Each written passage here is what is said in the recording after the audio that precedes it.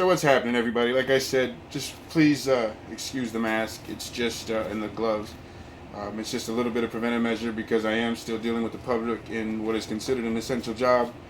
Um, it's not up to me to define what is and what isn't, but it puts me where I have to deal with people.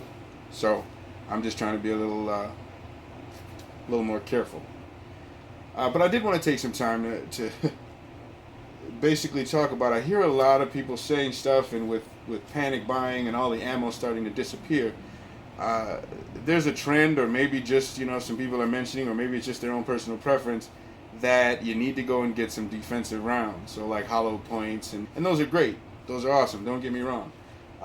For a personal defense weapon, when you're talking about most things happening in a close range, you want something that's going to hit meat and it's going to stop and try to stop the threat. So you're dealing with more close encounters with those defensive rounds. Now, a couple of things to consider, and like I said, I'm no expert, just my own personal opinion or my personal observation. The military does not use defensive rounds. Now, that's not to say that in some missions and certain things, but one of the reasons is reliability. Cost is another. When you're looking at defensive rounds, it takes extra technology to load those and prepare those properly so that it functions as it's expected, which can't always be guaranteed because you have so many moving parts, like it's designed to pedal and split.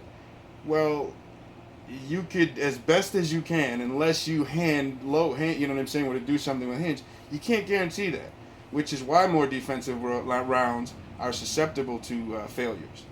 A lot of firearms, it's not a failure of the firearm, it's a failure of the round to do what it was intended to do inside that firearm.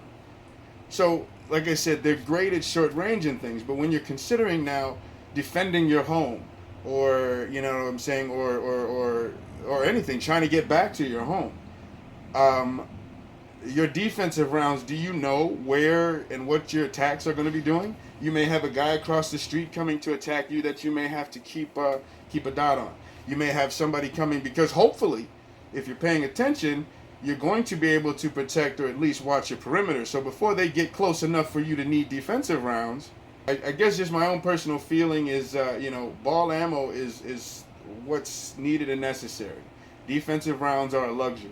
If you are observing the four main firearm rules that everybody should have committed to memory, whether you say them 1 through 4, as 1, as 6, you have those and those ideas in your head because they stand true, you have less to worry about. If you always make it a conscious effort to know when you pull that trigger, to know what's behind that target or whatever you're shooting at, whether you're shooting a defensive round that's meant to hit, stop, and spread, or ball ammo that's gonna maybe go through, there's that consideration. Shot placement is probably, in my opinion, more important than worrying about the type of round.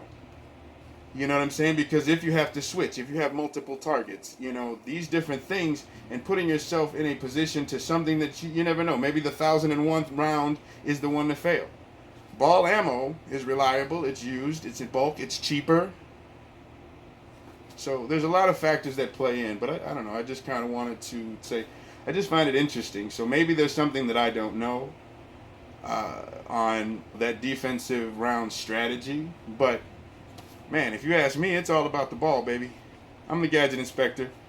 We're still under this thing, so I'm going to try to be as safe as I can, but I'm still going to get out and run my mouth. Peace out, everybody. Be safe. Ouch!